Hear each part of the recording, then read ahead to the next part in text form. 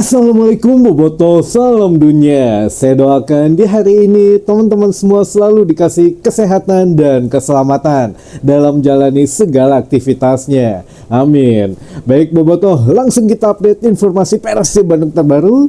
Dan sebelum kita mulai, kita juga ingin ngucapin wilujeng semping buat teman-teman Boboto yang sudah subscribe, yang sudah like, yang sering komen juga di channel ini. Mudah-mudahan menjadi amal kebaikan teman-teman Boboto semua yang langsung dibalas oleh Allah Subhanahu wa taala. Amin. Aduh punten Boboto sugante bade atosan kitanya hujana aripek teh masih tiris di Bandung, jadi masih kita pakai untuk jaket 3 lapisnya, bahkan ya tadinya mau 4 lapis karena ya alhamdulillah tadi kan Persib sepertinya akan tetap di puncak sampai dengan tahun baru gitu ya, tapi ya udahlah nggak apa-apa, cukup 3 lapis. Tapi ya ada yang request Kang kirang ngangge kupluk soalnya, nah ayeuna tos ya kan nanya impas, nah udah oke lah sekarang mah kupluk aya, jaket aya, hayu orang tahun baruan ayeuna mah bari meulem jagong cenanya, sok mangga direncanakeun we heula. Nah ini memang ada beberapa informasi yang memang kita harapkan menjadi kabar baik juga teman-teman, semakin terang benderang menuju ke bursa transfer putaran kedua, walaupun saat ini Persib insya Allah lah sudah baik-baik saja gitu ya, sampai dengan putaran pertama mengamankan satu slot sepertinya di pemuncak klasmen, walaupun masih ada 2 pertandingan, tapi ya mudah-mudahan lah 2 pertandingan ini kita kan 1 away 1 kandang gitu ya, atau 1 tandang 1 kandang. Nah ini di 2 pertandingan ini ya kita harapkan hasil yang terbaik sampai dengan ya minimal mah tahun ini kita tutup dengan pemuncak klasmen, tahun baru nanti kita sabet untuk beberapa pertandingan sisanya sampai dengan putaran kedua gitu ya. Nah teman-teman, ini juga sudah resmi kita bilang gitu ya, bahwa alhamdulillah di putaran menjelang akhir tahun ini kita sudah menjalani 15 partai kandang maupun tandang, tapi yang jelas partai kandang Persib Bandung dari awal musim ini menjadi perhatian bahwa GBLA sudah bisa dibilang ya mematikan gitu ya kan, atau bahasanya tenggenahannya mematikan mah sudah sangat angker untuk tim lawan gitu ya. Untuk tim tamu GBLA sudah termasuk angker karena kita di Super League dan juga di ACL 2 belum pernah kalah bermain di laga kandang teman-teman. Ini catatan yang memang menjadi salah satu bisa dibilang sejarah juga lah gitu ya. Jadi sejarah hidup GBLA musim ini sampai dengan pergantian tahun mendatang gitu ya, kita belum pernah merasakan kekalahan di GBLA. Nah ini yang pertama menjadi catatan. Namun selain kekalahan itu juga, atau belum merasakan kekalahan juga, ini teman-teman harus tahu bahwa Bojan Hodak masih mempunyai satu rencana yang belum terrealisasi katanya, karena ada beberapa evaluasi yang harus tetap dilakukan, diantaranya mengganti beberapa pemain ataupun mendatangkan beberapa pemain ke Persib Bandung di putaran kedua nanti. Nah ini kabar yang terbaru, Bojan Hodak sepertinya teman-teman, atau kita sebelum masuk ke situ kita haturkan nuhun dulu atau ya sekarang mah ke Malut United, yang mana lah kemari udah ngalahin Persib gitu ya. Karena naon yang penting kita membalaskan, atau setidaknya ya kemarin mah memang kecewa kalah, tapi sekarang mah kita ucapkan hatur nuhun pisan buat Gustavo Franca, buat DDS, buat Tyron, pokoknya mah mantan semuanya kita ucapkan hatur nuhun yang sebesar-besarnya, karena berkat kolektivitas ketiga mantan itu gitu ya, kita bisa ada tetap di puncak sementara gitu teman-teman di akhir tahun ini. Jadi wah lumayan, tadi juga saya nggak bela-bela nonton teman-teman, jadi ya menit-menit terakhir tuh betul-betul rawan gitu ya. Jadi Malut dan Persib Bandung biasakan nonton sampai menit terakhir. Nah ini ya Bandung mah tiris gitu ya, Bandung tiris. Mungkin tetangga yang sekarang Haridang katanya hanya pakai kaos oblong dan nyipasan katanya. Jadi ya kita lihatlah nanti bagaimana pergerakannya gitu ya untuk di putaran kedua karena akan bertemu dengan Persib Bandung, teman-teman.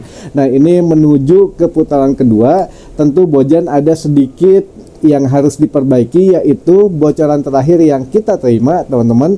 Bojan ingin membeli pemain yang rata-rata bertubuh tinggi katanya, atau berpostur tinggi. Nah, ada bocoran, mungkin sudah ada gambaran siapa kira-kira. Jadi ya, berpostur tinggi di sini tentu saja pasti pemain asing gitu ya, teman. Mungkin juga atau lokal rasa asing juga bisa jadi gitu ya. Pokoknya mah berpostur tinggi. Karena apa? Karena Bojan ingin memperkuat lini yang dimaksud gitu ya. Jadi biar untuk mengantisipasi set piece lawan katanya. Jadi ya, musim lalu kita beberapa gol tercipta dengan mudah dengan set piece dari lawan, dengan sundulan gitu ya. Kita sering banyak kebobolan dari itu. Nah, sekarang ingin ditambah mungkin yang berpostur tinggi gitu ya. Atau misalkan dari beberapa posisi kita tahu beberapa rumors pemain yang dikaitkan dengan Persib Bandung tentu saja memiliki postur tubuh yang tinggi. Yang pertama penjaga gawang gitu ya. Siapa penjaga gawang? Ya, Martin Paes gitu ya, yang dirumorkan ke Persib Bandung. Nah, ini berpostur tinggi, betul teman-teman. Apakah memang Martin Paes? Jadi kita tunggu. Lalu dari back juga, back ada juga teman-teman yang dikaitkan dengan Persib Bandung yang berpostur tinggi juga. Jadi ya sudah oke gitu ya.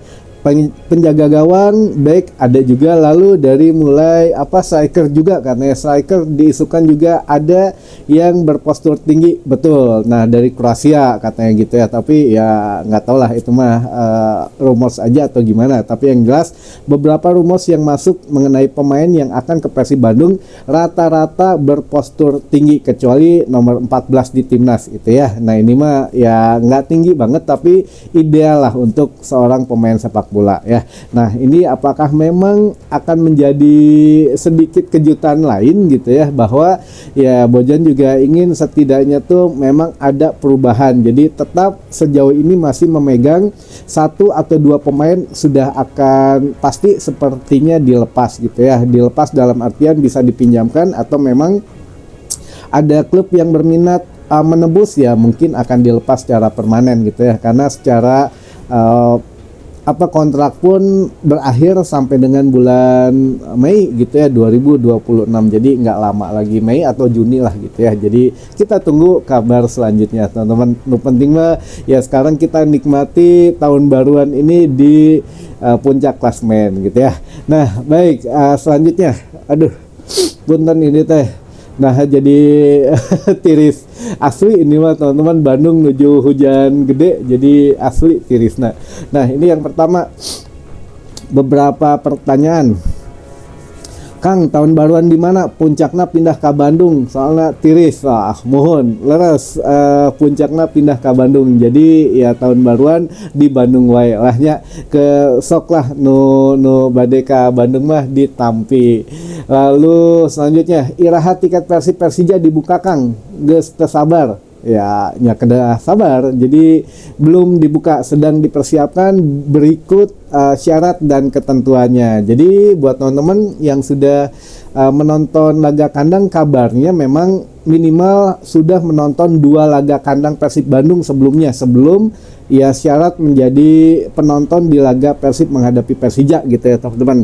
Jadi memang kalau ini diterapkan setidaknya akan memfilter gitu ya, karena kemarin pun tiket disebar hampir 30.000 gitu ya, itu juga hampir habis kan, 29.288 ini ya, apalagi pada saat menghadapi Persija bisa membludak. Jadi harus ada filter. Nah, filternya kalau jadi diterapkan, yaitu minimal harus mempunyai atau pernah menonton laga Persib Bandung sejauh ini minimal 2 laga kandang gitu ya.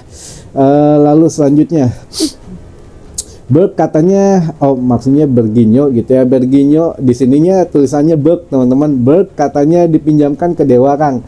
Wah, belum tahu kalau itu. Pokoknya yang kita tahu ada 2 pemain asing, 2 pemain asing gitu ya yang masuk gitu ya. Jadi ya nggak tahu apakah yang satu memang untuk mengganti William, Marsilio sudah jelas, satu lagi saya nggak tahu siapa ya, atau bisa posisi lain diganti oleh posisi yang lain juga untuk slot asing ya. Lalu selanjutnya, Kang, siapa yang kira-kira rawan kartu lawan Persija? Kang, siapa sih yang kira-kira rawan kartu lawan Persija? Siapa ya? Rata-rata mungkin belum ada yang nyampe 3, 4 mungkin, karena kemarin Maklok gitu ya. Nah ini juga ada teori konspirasi ini, tapi dijawab langsung oleh Maklok ya.